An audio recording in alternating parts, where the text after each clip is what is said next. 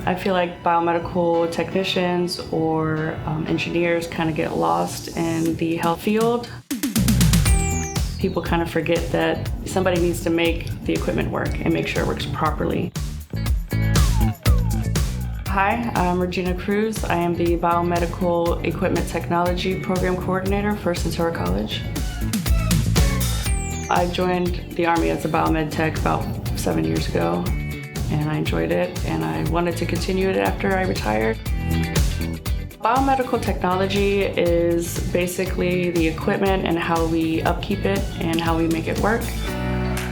When it is hooked up to patients or your family or yourself, you want to make sure that equipment is going to work properly.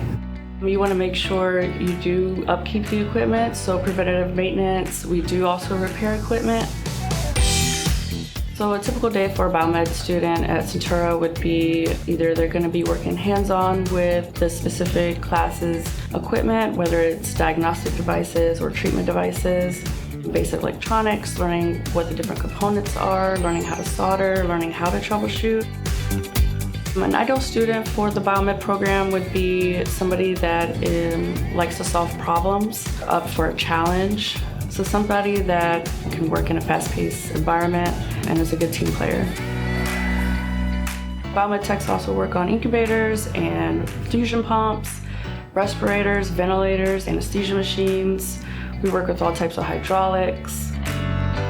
So somebody that goes through a biomed program can expect to be a technician or a field service technician or work in a hospital or work in small clinics or specialized clinics like dialysis or dental or labs or even veterinary clinics.